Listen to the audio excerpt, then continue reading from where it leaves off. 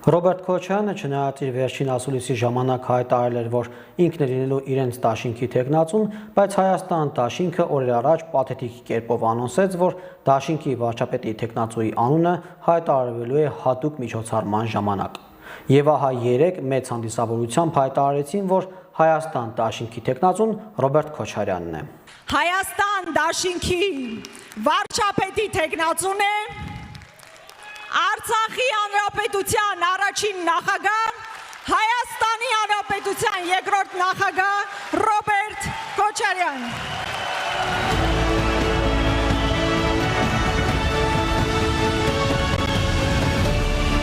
Իբր համատեղ են որոշել, իբր Քոչարյանը ինքը չէր որոշել ու հայտարարել այդ մասին։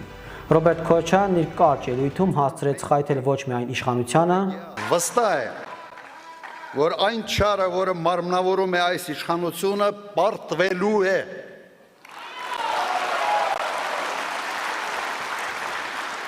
Ես նրանց հետ պայքարի մեջ եմ մտել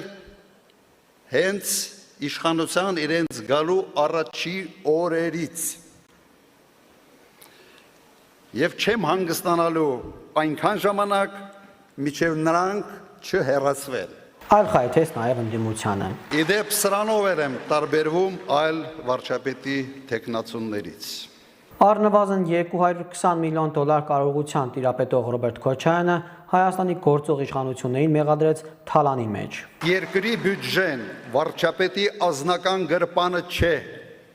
որից սնվում է իր ամբողջ թայֆեն։ Չնայած գործող կառավարության մեջ նորելուկ միլիոնատերեր չկան, այս 8 տարիների ընթացքում որևէ մեկը դոլարային միլիոնատեր չի դարձել, բայց Քոչյանը որոշել է գալ ու կարգ ու կանոն հաստատել։ Իրական կարգ ու կանոն կհաստատենք, վստահ եղեք։ Հավանաբար ճիշտ այնպես, ինչպես արել է 98-ից 2008 թվականներին։ Ճիշտ այնպես, ինչպես արդեն արել եմ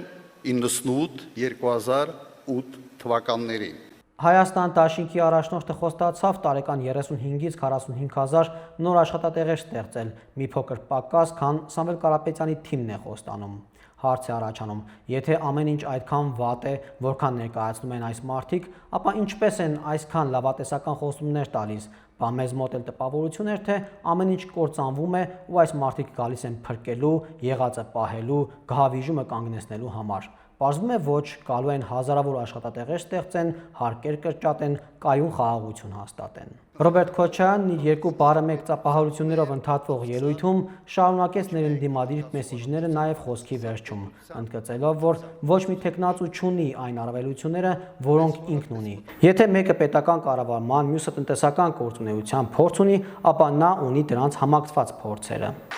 Ոչ մի թեկնածու չունի պետական կառավարման, անվտանգային ոլորտի, արտաքին քաղաքականության,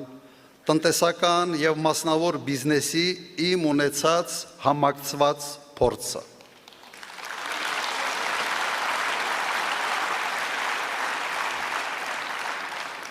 Այդպիսի փորձ ոնց որ Հայաստանում ընդհանրապես ոչ ոք չունի, այսպես է դրսևորվել։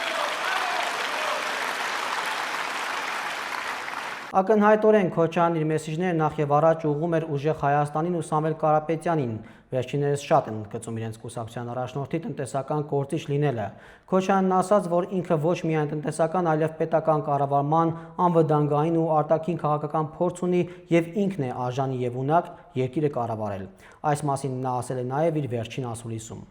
Ով է լինելու ընդդիմության միասնական թեկնածուն, եթե նրանց հաջողվի Գյումրի 2 սցենարն իրականացնել։ Ահա այս դերի համար է պայքարում Ռոբերտ Քոչարյանը։ Նա եւ բոլորը գիտեն, որ ուժեղ Հայաստանը չունի մեծամասնություն ստանալու հնարավորություն ու մնաց սահմանադրական։ Դա է վկայում անգամ իրենց իսկ հարցումները, ըստ նրանց լավատեսական հարցումների հավաքական ընդդիմությունը ունի 47% ձայն, ինչը լավագույն դեպքում պարզ մեծամասնություն է եւ շատ հեռու է սահմանադրական մեծամասնությունից, ասել է, թե նրանք չեն կարող սահմանադրական օրենքներ փոխել ու սահմանադրությունը համարեցնել Սամվել Կարապետյանին։ Հետևաբար, ընդդիմության լավագույն արդյունքի դեպքում գալու է թեկնածուի հարցը։ Սամվել Կարապետյանին օրենքը թույլ չի տալու դառնալ վարչապետ, իսկ Ռոբերտ Քոչարյանն արդեն իսկ հայտարարեց, ունակ եւ արժանի թեկնածուն նա է ու իր դիրքերը չի զիջելու այս հարցում։